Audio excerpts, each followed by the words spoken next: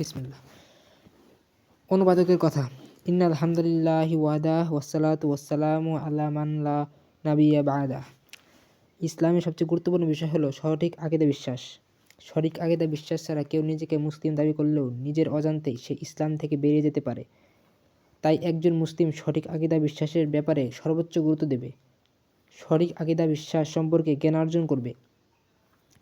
সঠিক আকীদা বিশ্বাস পরিপন্থী বিষয় সম্পর্কে বিস্তারিত জেনে শুনে তা থেকে দূরে থাকবে। ইসলামী আকীদা হচ্ছে আল্লাহ তাআলা সসত্তায় আরশের উপর, কিন্তু আমাদের দেশের অধিকাংশ লোকের আকীদা হচ্ছে আল্লাহ সর্বত্র বিরাজমান। অথচ এটি বিভ্রান্ত ফিরকা জাহমিয়াদের আকীদা। তারাই সর্বপ্রথম এই আকীদা পোষণ করে।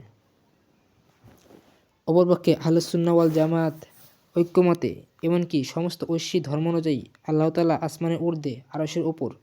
অসংখ্য আয়াত ও হাদিস দ্বারা এই আকীদা সুপ্রমাণিত। সাহাবী, তাবিঈ, তাবে তাবিঈ সহ সমস্ত সালাফের এটাই আকীদা ছিল। তাদের ইজমা হচ্ছে, কেউ যদি আল্লাহর ঊর্ধ্বে থাকাকে অস্বীকার করে সে কাফির হয়ে যাবে। ইমাম আবু হানিফা রহিমাহুল্লাহ বলেন, যে ব্যক্তি বলে আমি জানি না আমার রব আসমানে না জমিনে, সে কাফির হয়ে গেল। কেননা আল্লাহ তাআলা বলেছেন, রহমান আরশের উপর উঠেছেন, তার আরশ ৭ আসমানের উপর। আবু মুতি বলেন, আমি জিজ্ঞাসা করলাম, যদি সে ব্যক্তি বলে আল্লাহ আরশের উপর কিন্তু আমি জানি না আরশ আসমানে না জমিনে, তিনি বলেন সে কাফির, কেননা সে আল্লাহর আসমানের উপর থাকাকে অস্বীকার করেছে। আল ফিকহুল আফসাদ পৃষ্ঠা ৮৩ থেকে ৮৫। ইমাম দারিমি রহিমাহুল্লাহ বলেন, তাদেরকেও কাফির বলবো এজন্য যে তারা জানে না আল্লাহ কোথায়, আল্লাহকে কোথায় গুণে গণিত করে না, এবং কোরআনের স্পষ্ট আয়াত এবং রাসূলুল্লাহ সাল্লাল্লাহু আলাইহি ওয়াসাল্লামের সুন্নাহর মাধ্যমে প্রমাণিত আল্লাহ সকল দিক থেকে সব কিছুর ঊর্ধ্বে থাকাকে সাব্যস্ত করে না। নাকদুদ দারিমি পৃষ্ঠা ১১০। ইমাম মুহাম্মদ ইবনে মুসআব রহিমাহুল্লাহ বলেন, যে ব্যক্তি মনে করে আল্লাহ তুমি কথা বলো না, তোমাকে দেখা যাবে না, সে তোমাকে অস্বীকারী, সে তোমাকে চিনতে পারেনি। আমি সাক্ষ্য দিচ্ছি তুমি ৭ আসমানের ঊর্ধ্বে আরশের উপরে। আল্লাহর দুশমন জিন্দিকরা যেমনটা বলে তুমি তেমনটা নও। আব্দুল্লাহ ইবনে আহমদ আস-সুন্নাহ ১৬৮। ইমাম ইবনে খুজাইমা রহিমাহুল্লাহ বলেন, যে ব্যক্তি স্বীকার করে না আল্লাহ তাআলা আরশের ওপর ৭ আসমানের ঊর্ধ্বে উঠেছেন, সৃষ্টি থেকে আলাদা, তাহলে সে কাফির। তাকে তওবা করতে বলা হবে। তার গর্দান উড়িয়ে দিয়ে তাকে নর্দমায় নিক্ষেপ করতে হবে, যাতে তার দুর্গন্ধে মুসলিম ও জিম্মিরা কষ্ট না পায়। মুক্তাসারুল উলু পৃষ্ঠা ২২৫। ইমাম ইবনে তাইমিয়া রহিমাহুল্লাহ বলেন, আল্লাহ তাআলা বিশ্বজগতের ঊর্ধ্বে, এটা কুরআন, সুন্নাহ ও সালাফদের ইজমা নিয়ে গবেষণার পর স্বতঃসিদ্ধভাবে জানা বিষয়। এজন্য যে ব্যক্তি তা অস্বীকার করে তাই কাফির বলার ব্যাপারে সালাফগণ একমত।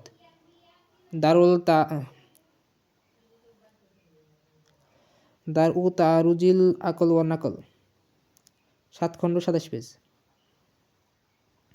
আল্লামা ইবনে সাহমান বলেন, এই শ্রেণীর লোকেরা যদি মাখলুকের ওপরে আল্লাহর ঊর্ধ্বে থাকাকে অস্বীকার করে তারা কাফির, কেননা আল্লাহ সর্বর্ধ্বে, তাকে উপরে ডাকতে হয়, নিচে নয়। সে মনে করে উপরে ওঠা মানে বিজয়ী হওয়া অথবা বস্তুর ওপর ক্ষমতাবান হওয়া, যেমনটি জাহমিয়ারা বলে সে মাখলুকের উপর আল্লাহর ঊর্ধ্বে থাকাকে অস্বীকার করে ফেলল। তামিজুল হক পৃষ্ঠা ১৩৯। আল্লামা আব্দুর রহমান ইবনে হাসান আলুশ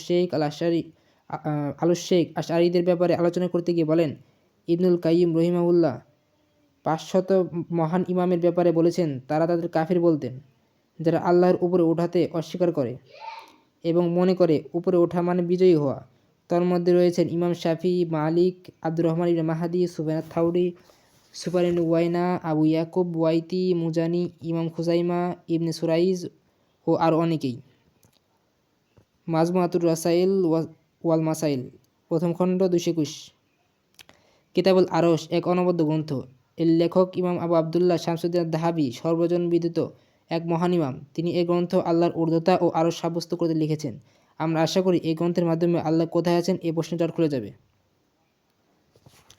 আবদুল্লাহ মাহমুদ ইবনে শামসুল হক ৩রা নভেম্বর ২১৯ খ্রিস্টাব্দ। ইমাম শামসুদ্দীন আদ-দাহাবীর জীবনী। ইমাম দাহাবীর পরিচয়। শেখ, ইমাম, মহান হাফিজের হাদিস, ইসলামের অদ্বিতীয় ইতিহাসবিদ, মুহাদ্দিসদের উস্তাদ, স্বযুগের শ্রেষ্ঠ মুহাদ্দিস, সর্বশেষ হাফিজে হাদিস, অপ্রতিদ্বন্দ্বী রিজাল শাস্ত্রবিদ। শামসুদ্দীন আবু আবদুল্লাহ মুহাম্মদ ইবনে উথমান ইবনে কাইমাজ ইবনে আবদুল্লাহ আদ-দাহাবি আত-তুর্কমানি আল-ফারুকি। দাহাবি নামকরণ আরবি আদ-দাহাব শব্দ থেকে সম্পৃক্ত করে তাকে আদ-দাহাবি বলা হয়। আদ-দাহাব অর্থ স্বর্ণ। তার পিতা শিহাবুদ্দিন আহমদ পেশায় একজন অভিজ্ঞ ও দক্ষ স্বর্ণকার ছিলেন। তিনি এই পেশায় অনেক সুনাম অর্জন করেন। সর্বত্র তার সুনাম ছড়িয়ে পড়ে। তার পিতার দিকে লক্ষ্য করে তাকে আদ-দাহাবি বলা হয়। মোজামুশ-শুক প্রথম খণ্ড ৭৫ পেজ। জন্ম তিনি ৬৭৩ হিজরি রবিউস-সানি মাসে জন্মগ্রহণ করেন। ইবনে হাজার আসকালানি বলেন তিনি রবিউস-সানি মাসের তৃতীয় দিনে জন্মগ্রহণ করেন। তার জন্মস্থান হচ্ছে দামেস্ক। আল-ওয়াফি বিল ওয়াফিয়াত আর-দুরারুল কামিনা যইল তাবাকাতুল হুফাজ। পরিবার ইমাম আয-যাহাবী সচ্ছল, শিক্ষিত ও দিনদার পরিবারে বেড়ে ওঠেন। এ কারণে অল্প বয়স থেকে তিনি জ্ঞান অর্জনের সুযোগ পান। তার পিতা শিহাবুদ্দিন আহমদ ইবনে উথমান একজন আলিম ছিলেন। তিনি সহিহ বুখারী পড়েন মিকদাদ আল-কাইথি থেকে। মৃত ৬৬৬ হিজরি।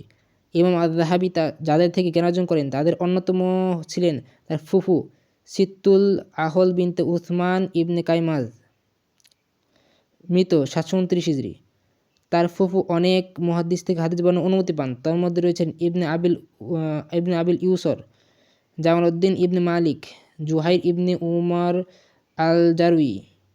এছাড়া তিনি উমর ইবনুল কয়সান প্রমুখ থেকে হাদিসের দারস গ্রহণ করেন। ইমাম যাহাবী শিক্ষিত পরিবারে বেড়ে উঠলেও তার পিতার পরিবার তেমন শিক্ষিত ছিল না। ইমাম যাহাবী দাদা উথমান ইবনে কাইমাজ সম্পর্কে তিনি বলেন তিনি একজন অশিক্ষিত লোক ছিলেন। তার দাদা পেশায় কাঠমিস্ত্রি ছিলেন। ইমাম যাহাবী মায়ের পরিবার শিক্ষিত ছিল। তার নানা ছিলেন একজন বিচক্ষণ ব্যক্তি। তিনি তার মামা থেকেও জ্ঞান অর্জন করেন। মোজামুশ-শুক প্রথম খণ্ড ৭৫ পৃষ্ঠা, ২৮৪ থেকে ২৮৫ পৃষ্ঠা ও ৪৩৬ পৃষ্ঠা। শিক্ষাজীবন ইমাম আয-যাহাবী তার পরিবার থেকে হাতে করি। যেহেতু তার পরিবার সচ্ছল ছিল তাই আয় রোজগারের ব্যাপারে তার কোনো চিন্তা ছিল না। সবটুকু সময় জ্ঞান অর্জনের পেছনে ব্যয় করতেন। প্রথমে তিনি অল্প বয়সে গৃহশিক্ষকের নিকট কোরআন শেখেন এবং প্রাথমিক স্তরে কিতাবাদি পড়েন। তার গৃহশিক্ষকের নাম ছিল আলাউদ্দিন আলী ইবনে মুহাম্মদ হালাবি। এরপর তিনি শেখ মাসুদ ইবনে আবদুল্লাহ আজ-জাজির সান্নিধ্য গ্রহণ করেন। তার কাছে তিনি অত্যন্ত চমৎকারভাবে কোরআন শেখেন। প্রায় ৪০ বার তার কাছে কোরআন খতম করেন। এটা ছিল তার জ্ঞান অর্জনের প্রাথমিক স্তর। তিনি ১৮ বছর বয়সে পদার্পণ করলে দ্বিতীয় স্তরে বিভিন্ন শিক্ষক থেকে জ্ঞান অর্জন করেন। এই স্তরে তিনি ২ শাস্ত্র নিয়ে ব্যাপক অধ্যয়ন করেন এবং পাণ্ডিত্য অর্জন করেন। সে ২ শাস্ত্র হলো কিয়াস শাস্ত্র ও হাদিস শাস্ত্র। তিনি কিয়াস শাস্ত্রে এতটাই পাণ্ডিত্য অর্জন করেন যে বিখ্যাত কারি শেখ মুহাম্মদ ইবনে আব্দুল আজিজ আদ-দিমায়াতি নিজের দার্সের মজলিস তার হাতে তুলে দেন। তবে তিনি সে দার্সের মজলিসে বেশি দিন দার্স করেননি, কেননা এরপর তিনি হাদিস শাস্ত্রে পুরোপুরি আত্মনিয়োগ করেন। তিনি হাদিস শাস্ত্রে কেমন অভিজ্ঞ পণ্ডিত ছিলেন তা নিয়ে আলোচনা নিষ্প্রয়োজন। হাদিস ও হাদিস শাস্ত্র সংশ্লিষ্ট সকল বিষয় তার রক্ত মাংসে মিশে একাকার হয়ে গিয়েছিল। তিনি শত শত হাদিসের গ্রন্থ শোনেন এবং সে লক্ষ্যে সফর করেন। ইমাম জালালউদ্দিন সুয়ুতি বলেন ১৮ বছর বয়সে তিনি হাদিস অর্জন শুরু করেন। অসংখ্য হাদিস শোনেন এবং সফর করেন। তার একমাত্র ধ্যান ধারণা ছিল হাদিস। এ শাস্ত্রে তিনি তার জীবনকে সঁপে দেন। তিনি ছিলেন অপ্রতিদ্বন্দ্বী একজন হাদিস বিশেষজ্ঞ। সুয়ুতি তাযকিরাতুল হুফাজ পৃষ্ঠা ৫১৮। ইমাম যাহাবী কিরাত ও হাদিস শাস্ত্রে বেশি সময় দিলেও অন্যান্য শাস্ত্রেও জ্ঞান অর্জন করেন। যেমন নাহু শেখেন মুওয়াফফাকউদ্দিন আবু আবদুল্লাহ মুহাম্মদ ইবনে আবি আলা মৃত ৬৯৫ হিজরি থেকে। আরবি ভাষা সাহিত্যে শেখেন তৎকালীন আরবি ভাষা ও সাহিত্যের ইমাম শেখ মুহাম্মদ ইবনে ইব্রাহিম ইবনে নুহাস হালাবি থেকে। মৃত ৬৯৮ হিজরি। তিনি ছাড়াও অন্যান্য অনেক শিক্ষক থেকে সাহিত্য ও কবিতা শেখেন। এছাড়া তিনি ইতিহাস শাস্ত্রে বিশেষ পণ্ডিত্য অর্জন করেন। অনেকের থেকে যুদ্ধবিগ্রহ, জীবনচরিত ও বিভিন্ন ইতিহাস শেখেন। মোট কথা শিক্ষাজীবনে তিনি বিভিন্ন শাস্ত্রে জ্ঞান অর্জন করেন এবং সেসব শাস্ত্রে যথেষ্ট ব্যুৎপত্তি অর্জন করেন। তার গ্রন্থসমূহ এর সবচেয়ে বড় প্রমাণ। সফর ইমাম যাহাবী পিতা তাই জ্ঞান অর্জনের জন্য হলেও সফর করতে দিতেন না। এ কারণে তিনি তেমন সফর করার সুযোগ পাননি। তবে অল্প দূরত্ব ও কম পথের সফর হলে কখনো অনুমতি দিতেন। তাই দামেস্কের আশেপাশে সফর করার সুযোগ পান। সিরিয়ার কিছু এলাকায়ও সফর করেন, যেমন বালাবাক, হালব, হিমস, হিমাত, তারাবলুস, কারক, মারাহ, বাসরা, নাবলুস, রমলা, কুস ও তাবুক। তার জীবনের উল্লেখযোগ্য সফর ছিল মিশর সফর। ৬৯৫ হিজরির যুলকাদা মাসে ফিলিস্তিন হয়ে এ সফর করেন। তবে তার পিতা অঙ্গীকার নেন ৪ মাসের বেশি অবস্থান করতে পারবে না। এ সফর ৪ মাসের হলেও তিনি এ সফরে অনেক শিক্ষক থেকে জ্ঞান অর্জন করেন। এবং অনেক উপকৃত হন। তার পিতা মারা যাওয়ার 698 হিজরিতে তিনি হজের জন্য সফর করেন। এ সফরে তিনি মক্কা, আরাফা, মিনা ও মদিনার অনেক শিক্ষকের থেকে জ্ঞান অর্জন করেন। শিক্ষকগণ ইমাম সুবদি উল্লেখ করেন তার শিক্ষকের সংখ্যা 1300 জন। নুকাতুল হিমায়ান পৃষ্ঠা 243।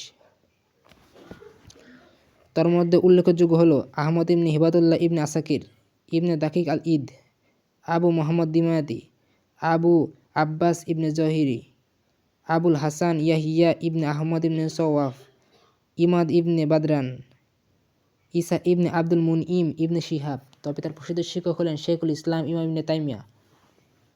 তিনি তার মাধ্যমে সবচেয়ে বেশি প্রভাবিত হন। ছাত্রবৃন্দ, ইমাম আয-যাহাবির হাতে অসংখ্য ছাত্র গড়ে ওঠে। তার ছাত্র হুসাইনি বলেন, অসংখ্য ছাত্র তার থেকে কিতাব ও সুন্নাহর জ্ঞান অর্জন করেন। জয়ীল তাযকিরাতুল হুফফাজ পৃষ্ঠা 36। তার মধ্যে প্রসিদ্ধ কয়েকজন হলো বিখ্যাত তফসির ইবনে কাথির এর গ্রন্থকার ইমাম হাফিজ ইমাদউদ্দিন ইসমাইল ইবনে ওমর ইবনে কাথির, বিখ্যাত ইমাম জৈনুদ্দিন আব্দুর রহমান ইবনে হাসান ইবনে মুহাম্মদ সুলামি বাগদাদি, তিনি ইবনে রজব নামে সর্বাধিক প্রসিদ্ধ। বিখ্যাত ইতিহাসবিদ আবু আল ওয়াফি বিল ওয়াফিয়াত গ্রন্থকার সালাহুদ্দিন খলিল সুফদি, দলিল তাযকিরাতুল হুফফাজ গ্রন্থকার শামসুদ্দিন আবুল মাহাসিন মুহাম্মদ ইবনে আলী ইবনে হাসান আল হুসাইনি, বিখ্যাত ইমাম তাজউদ্দিন আবু নসর আব্দুল ওহাব ইবনে আলী আস-সুবকি।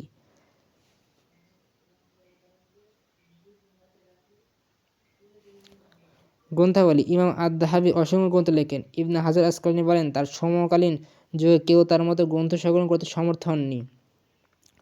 ডক্টর বাশশার আওয়াদ তার গ্রন্থের যে তালিকা বর্ণনা করেছেন তাতে 215 গ্রন্থের নাম উল্লেখ করেছেন। তার মধ্যে প্রসিদ্ধ কয়েকটি গ্রন্থ হলো সিয়ারা আলামিন নুবালা, মিজানুল ইতিদাল, তারিখুল ইসলাম, আল কাশিফ, আল মুগনি, তাবাকাতুল হুফফাজ, আত-তাজরিদ ফি আসমাইস সাহাবা, মুক্তার, তাহযিবুল কামাল, তাবাকাতুল হুফফাজ ইত্যাদি। মৃত্যু ইমাম আয-যাহাবী 748 হিজরি 3রা যুলকাদা সোমবার রবের কাছে পাড়ি জমান। মৃত্যুকাল তার বয়স হয়েছিল 75 বছর 7 মাস। তিনি দামেস্কে মৃত্যুবরণ করেন।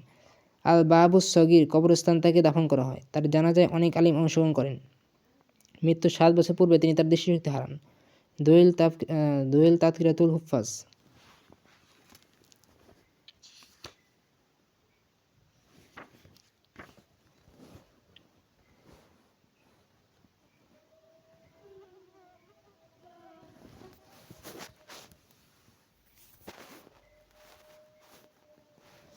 আরশের পরিচয়। আরশের আবিধানিক অর্থ।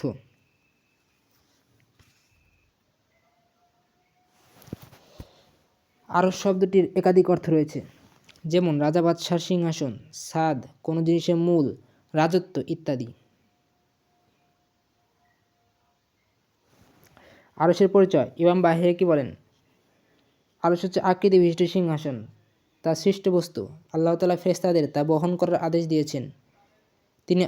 তিনি আরও আদেশ দিয়েছেন তাকে সম্মান জানানো এবং তা তাওয়াফ করার মাধ্যমে ইবাদত করার, যেমন আল্লাহ জমিনে বায়তুল্লাহ নির্মাণ করে তা তাওয়াফ করার মাধ্যম এবং সালাতে তা সামনে রাখার মাধ্যমে ইবাদত করার নির্দেশ দিয়েছেন। আল আসমা সিফাত 2য় খণ্ড 272 পেজ। ইমাম ইবনে কাথির আরশের পরিচয় এভাবে দেন, আরশ পায়া বিশিষ্ট সিংহাসন, তা ফেরেশতারা বহন করছে। বিশ্বজগতের ওপর তা গম্বুজের মতো, তা মাখলুকাতের ছাদ। আল বিদায়া 1ম খণ্ড 12 পেজ। আরশের ব্যাপারে সালেফে সালিহিনদের আকীদা হচ্ছে তা একটি সিংহাসন, তার পায়া আছে, তা মাখলুক বা সৃষ্ট বস্তু। আল্লাহ তাআলা ফেরেশতাদের তা বহনের এবং তা সম্মান করার মাধ্যমে ইবাদত করার আদেশ দিয়েছেন। তা সৃষ্ট জগতের সর্বাপেক্ষা ঊর্ধ্বে রয়েছে, তা সবচেয়ে বড় সৃষ্টি এবং সৃষ্টি জগতের ছাদ। বিশ্বজগতের ওপর তা গম্বুজের মতো, তার নিচের সৃষ্টি জগৎ তার তুলনায় এতটাই ক্ষুদ্র যেমন বিশাল মরুভূমিতে পড়ে থাকা একটি আংটা। আরশের সৃষ্টিকাল। আহলুস সুন্নাহ ওয়াল জামাআহ এই ব্যাপারে একমত যে আরশ একটি সৃষ্ট বস্তু। আরশ সৃষ্ট বস্তু হওয়ার একাধিক বিষয়ে একাধিক আয়াত ও হাদিস দ্বারা প্রমাণিত। যেসব আয়াত দ্বারা প্রমাণিত হয় আরশ সৃষ্টি তা হলো, যেমন সূরা আনআম 6 নম্বর সূরা 102 নম্বর আয়াত, সূরা তাওবা 9 নম্বর সূরা 29 নম্বর আয়াত, সূরা হুদ 11 নম্বর সূরা 7 নম্বর আয়াত। যেসব হাদিস দ্বারা প্রমাণিত হয় আরশ সৃষ্টি তা হলো, যেমন রাজিনের হাদিস, দেখুন এ বইয়ের 15 নম্বর হাদিস। আসমান ও জমিনের পূর্বে আরশ সৃষ্টি করার ব্যাপারে আহলুস সুন্নাহ ওয়াল জামাত একমত, তবে তা সর্বপ্রথম সৃষ্টি কিনা তা নিয়ে একাধিক মত রয়েছে। প্রথম মত, সর্বপ্রথম সৃষ্টি হলো কলম। আরশের পূর্বে আল্লাহ তাআলা কলম সৃষ্টি করেন। এটি ইবনে জারির তাবারি ও ইবনুল জাওজির মত। বোঝা যায় এটি ইবনুল আবু আরুবা হাররানি ও আবুল কাসিম তাবারানিরও মত। এ মতের পক্ষে দলিল হচ্ছে রাসূলুল্লাহ সাল্লাল্লাহু আলাইহি ওয়াসাল্লাম বলেন, আল্লাহ সর্বপ্রথম যা সৃষ্টি করেন তা হলো কলম। তিনি কলমকে বলেন লেখো। সুনান আবি দাউদ 4702, হাদিসটি সহিহ। দ্বিতীয় মত, সর্বপ্রথম সৃষ্টি হলো পানি। আরশের পূর্বে আল্লাহ তাআলা পানি সৃষ্টি করেন। এ মত ইবনে জারির থেকে উল্লেখ করা হয়। এ মতের পক্ষে দলিল হলো রাসূলুল্লাহ সাল্লাল্লাহু আলাইহি ওয়াসাল্লাম বলেছেন, আল্লাহ আরশের পূর্বে পানি সৃষ্টি করেন। সুদী তার তাফসিরে একাধিক সনদে বর্ণনা করেন, আল্লাহ তাআলা পানি সৃষ্টি করার পূর্বে কোনো কিছু সৃষ্টি করেননি। তৃতীয় মত, আল্লাহ তাআলা সর্বপ্রথম আলো ও অন্ধকার সৃষ্টি করেন। এ মত ইবনে জারির ইবনে ইসহাকের বলে উল্লেখ করেন। চতুর্থ মত, সর্বপ্রথম সৃষ্টি হলো আরশ। এটি শেখুল ইসলাম ইবনে তাইমিয়া, ইমাম ইবনুল কাইয়িম, ইমাম ইবনে কাসির, ইমাম ইবনে আবিল ইজ হানাফি, ইমাম ইবনে হাজার আসকালানি সহ অধিকাংশের মত। এ মতের পক্ষে দলিল হলো রাসূলুল্লাহ সাল্লাল্লাহু আলাইহি ওয়াসাল্লাম বলেছেন, আসমান ও জমিন সৃষ্টির 50,000 বছর পূর্বে আল্লাহ সৃষ্টিকর্তাদের ভাগ্য লিখে দেন, আর তখন আরশ পানির উপর ছিল। এ হাদিস স্পষ্টভাবে প্রমাণ করে যে ভাগ্য লেখার পূর্বে আরশ ছিল। আর উপরে হাদিসে বলা হয়েছে আল্লাহ তাআলা কলম সৃষ্টি করেই ভাগ্য লেখার আদেশ দেন। অতএব প্রমাণিত হয় কলম সৃষ্টি করার পূর্বেই আরশ সৃষ্টি করা হয়। অতএব এ মত প্রাধান্যযোগ্য। তিন মতের দলিলের জবাব। প্রথম মতের দলিল জবাব হচ্ছে, আমরা দেখতে পেলাম কলম সৃষ্টি করার পূর্বে আল্লাহ আরশ সৃষ্টি করেছেন। আর এ মতের পক্ষে উত্থাপিত হাদিসের অর্থ হচ্ছে কলম সৃষ্টির পর আল্লাহ সর্বপ্রথম কলমকে লেখার আদেশ দেন। দ্বিতীয় মতের পক্ষের হাদিসগুলো সহিহ নয়, অতএব তা দ্বারা দলিল গ্রহণ বৈধ নয়। আর তৃতীয় মতের পক্ষে কোনো প্রমাণ নেই। আরশের কিছু বৈশিষ্ট্য। আল্লাহ তাআলা আরশকে বিশেষ কিছু বৈশিষ্ট্য দিয়েছেন। সেসব বৈশিষ্ট্যের কারণে অন্যান্য মাখলুক থেকে তার সম্মান ও মর্যাদা কিছুটা ভিন্ন। আরশ আল্লাহ তাআলার কাছে বিশেষ মর্যাদা সম্পন্ন একটি মাখলুক। কুরআনে কারীমের 21 বার আরশের কথা বলা হয়েছে, যা প্রমাণ করে আল্লাহ তাআলার নিকট তার মর্যাদা ও শ্রেষ্ঠত্ব কত। তিনি অনেক স্থানে নিজের প্রশংসা করেছেন, নিজেকে আরশের দিকে সম্পৃক্ত করে। যেমন তিনি বলেন, তিনি মহান আরশের রব। সূরা তাওবা 9, 129 নম্বর আয়াত। এছাড়া যেসব আয়াতে তিনি নিজেকে আরশের রব বলেছেন তা হলো সূরা আম্বিয়া 21 নম্বর, সূরা 22 নম্বর আয়াত, সূরা মুমিনুন 23 নম্বর, সূরা 86 নম্বর আয়াত, সূরা নামাল 27 নম্বর, সূরা 26 নম্বর আয়াত, সূরা যুখরুফ 43 নম্বর, সূরা 82 নম্বর আয়াত। তিনি আরশের ক্ষেত্রে ব্যবহার করেছেন আজিম, মহান। সূরা তাওবা 9 নম্বর, সূরা 129 নম্বর আয়াত, সূরা মুমিনুন 23 নম্বর, সূরা 86 নম্বর আয়াত, সূরা নামল 27 নম্বর, সূরা 26 নম্বর আয়াত। করিম, মহাসম্মানিত। সূরা মুমিনুন 23 নম্বর, সূরা 16 নম্বর আয়াত। ও মাজিদ, মহামান্বিত। সূরা বুরুজ 25 নম্বর, সূরা 15 নম্বর আয়াত। এর মতো বিশেষ শব্দ। আমরা এখন আরশের কিছু বৈশিষ্ট্য তুলে ধরব ইনশাআল্লাহ। আল্লাহ তাআলা আরশের উপর উঠেছেন। আরশের সবচেয়ে বড় বৈশিষ্ট্য ও মর্যাদা হলো আল্লাহ তাআলা তার উপরে উঠেছেন। এই বৈশিষ্ট্যের কারণ তা অন্যান্য মাখলুক থেকে শ্রেষ্ঠ। তা উপরে ওঠা কোরআনে অনেক আয়াত ও হাদিস দ্বারা প্রমাণিত, যা আমরা মূল গ্রন্থে পাবো ইনশাআল্লাহ। সাহাবী, তাবি সহ সকল সালাফ বলতেন আল্লাহ তাআলা আরশের উপর উঠেছেন, তবে তারা ওঠার ধরন নির্ধারণ করতেন না, দৃষ্টান্ত দিতেন না, অর্থগত কোনো পরিবর্তন করতেন না, তা অস্বীকার করতেন না এবং কোনো তাবিল করতেন না। তারা মনে করতেন তার শানে যেমন প্রযোজ্য সেভাবে তিনি আরশের উপর উঠেছেন। আরশ সর্বাপেক্ষা ঊর্ধ্বের সৃষ্টি, তার উপরে কোনো সৃষ্ট বস্তু নেই। আল্লাহ তাআলা আরশের যে সমস্ত বৈশিষ্ট্য দিয়েছেন তার মধ্যে অন্যতম হলো তার সর্বাপেক্ষা ঊর্ধ্বের সৃষ্টি, তার উপরে কোনো সৃষ্ট বস্তু নেই। তা আসমান, জমিন, জান্নাত সবকিছুর উপরে, বিশ্বজগতের ছাদের মতো। এ ব্যাপারে অনেক প্রমাণ রয়েছে। যেমন রাসূলুল্লাহ সাল্লাল্লাহু আলাইহি ওয়াসাল্লাম বলেছেন, জান্নাতে রয়েছে 100টি স্তর। আল্লাহ তাআলা তার রাস্তায় মুজাহিদদের জন্য প্রস্তুত করে রেখেছেন। দুই স্তরের মাঝে ব্যবধান হচ্ছে আসমান জমিনের ব্যবধানের ন্যায়। তোমরা যখন আল্লাহর কাছে জান্নাত চাইবে তখন ফেরদাউস জান্নাত চাইবে, কেননা তা সবচেয়ে প্রশস্ত ও সবচেয়ে উচ্চ জান্নাত। তার উপর রয়েছে রহমানের আরশ। সহিহ বুখারী 7423। আরও সবচেয়ে বড় ও সবচেয়ে ভারী মাখলুক। আরও সবচেয়ে বড়, সবচেয়ে বেশি প্রশস্ত ও সবচেয়ে ভারী মাখলুক। আল্লাহ তাআলা এর মাধ্যমে আরশকে সম্মানিত করেছেন। এ ব্যাপারে কুরআন, সুন্নাহ একাধিক দলিল রয়েছে। যেমন আল্লাহ তাআলা বলেন, তিনি মহান আরশের রব। এই আয়াতের তাফসিরে ইমাম ইবনে কাথির বলেন, আল্লাহ তাআলা সবকিছুর মালিক ও স্রষ্টা, কেননা তিনি আরশের রব। আর আরশ মাখলুকাতের ছাদ। সাত আসমান ও সাত জমিন ও উভয়ের মাঝে যার কিছু রয়েছে সব কিছু আল্লাহর কুদরতে আরশের নিচে অধীনস্থ। তাফসির ইবনে কাথির, দ্বিতীয় খণ্ড, 404 পৃষ্ঠা।